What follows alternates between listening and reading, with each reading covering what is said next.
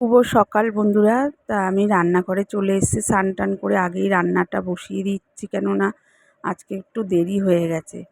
তা ওর জন্য ভাতটা আমি করে নিয়েছি, আর এদিকে মাছ ভাজা ধুয়ে টুয়ে আমি নুন হলুদ মাখিয়ে মাছ ভাজা বসিয়ে দিয়েছি কড়াতে। তা এইদিকে দেখো আমি মাথা ঘষে টষে স্নান টান করে এসে মাথাটাও আঁচড়াইনি, সিঁদুরও পরিনি। তা আগেই রান্নার দিকে চলে এসেছি, যে রান্নাটা আগে ঝোল ভাত করে দিই আমি। তার জন্যে আমি মাছ ভাজা আগে বসিয়ে দিলাম, দিয়ে ঝোল ভাতটা আগে হয়ে যাক। তা ওদিকে মাছটা ভাজা হচ্ছে। মাছ জ্যান্ত মাছই এনেছে, তেলাপিয়া। আমি বলেছি জ্যান্ত তেলাপিয়া নিয়ে আসতে, তা জ্যান্ত তেলাপিয়া নিয়ে এসছে। তাই দেখো মাছ ভাজা এক পিঠ হয়ে গেছে, আর এক পিঠ উল্টে দিয়েছি, আর এইগুলো আছে, এগুলো ভাজবো। তা মাছ তো শুধু আমরা একা খাই না, আমি আর এক বাড়িতে পাঠাই।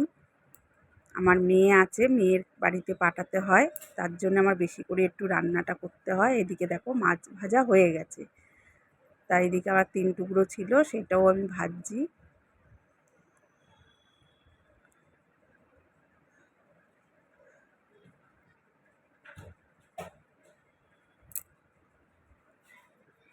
এক হাতে ক্যামেরা করছি আর এক হাতে করছি, তো একটু তো অসুবিধা হবে। তা বন্ধুরা তোমরা একটু মানে ম্যানেজ করে নিও, কেননা ভিডিওটা একটু মানে নড়বড় হচ্ছে। তা এদিকে দেখো আমি ঝোলও বসিয়ে দিয়েছি আলু দিয়ে। আলুটা ভেজে নিয়েছিলাম, তারপর কালো জিরা ফোড়ন দিয়ে আর জিরে ধনে আর শুকনো লঙ্কার গুঁড়ো দিয়ে কষিয়ে নিয়েছি আলুটাকে। নিয়ে তারপরে আমি জল দিয়েছি, তা একটু কাঁচা লঙ্কাও দিয়ে দিলাম, কেন আমরা একটু ঝাল খাই। একটু ঝাল না হলে না আমাদের মানে কেউ খাবে না। আমার ছেলে ঝাল কম খায়, কিন্তু আমরা একটু ঝাল খাই। তা মাছগুলো, ভাজা মাছগুলো কড়াতে আমি একটা একটা করে সব দিয়ে দিলাম ঝোলের মধ্যে। তা ভালো করে ফুটে উঠুক, ভালো করে ফুটে গেলে আলুটা সিদ্ধ হয়ে গেলে নামিয়ে নেব।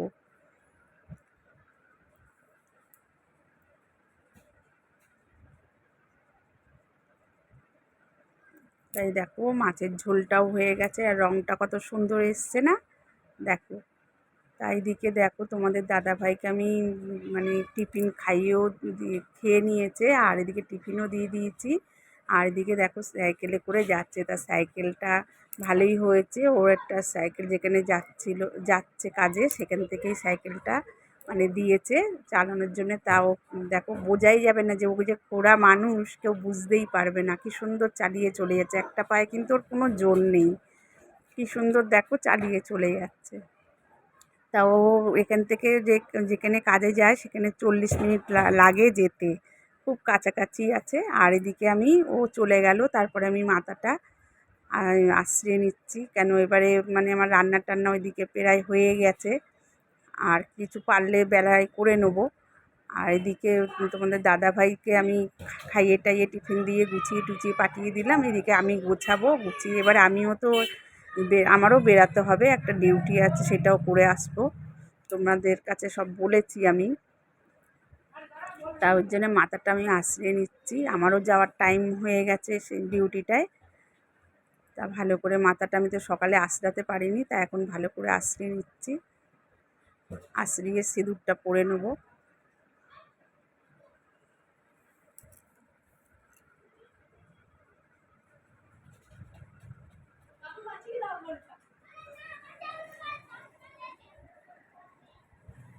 তা সিঁদুরটা এবার আমি পরে নেব।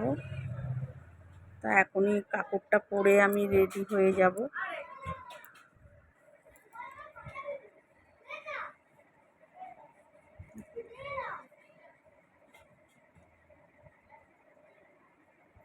আর যেটুকু কাজ আছে আমি এসে সারবো, আর এখন কোনো আর কাজ সারবো না, কেন আমারও যাব ডিউটিটায় টাইম হয়ে যাচ্ছে। তাই এদিকে দেখো আমি কাপড়টা পরে নিয়েছি, কাপড় পরে আমি রেডি হয়ে গেছি। আর কানেরগুলো কী বলো তো, আমি খুলে রাখি রাত্রিরে, কানেরগুলো খুলে রেখে আবার আমি সকালে পরে নিই। তা আমার কানেরটা আজকে সকালে উঠে পরা হয়নি, এখন পরে নিচ্ছি। তা কানেরগুলো পরে টরে আবার আমি বেরাবো। নিজেও রেডি হয়ে গেলাম।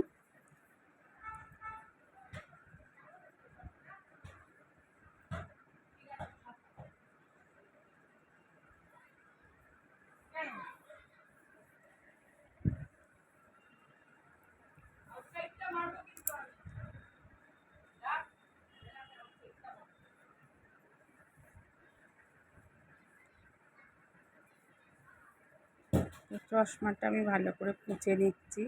তা বেরাবো, এদিকে দেখছি 10:30 বাজে। তা এদিকে হালকা গুঁড়ি গুঁড়ি বৃষ্টিও পড়ছে।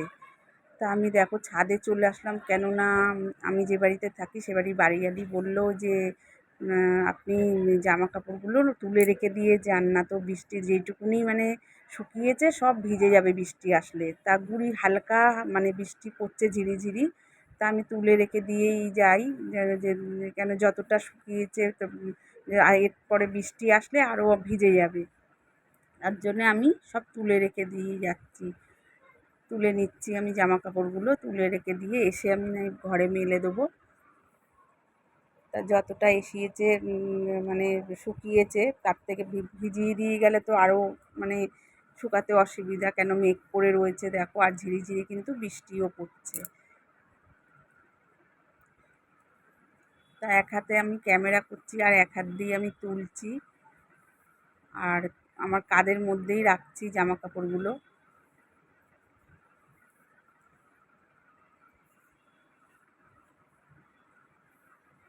প্রত্যেক দিনই আমার কাচা থাকে, ধোয়া থাকে।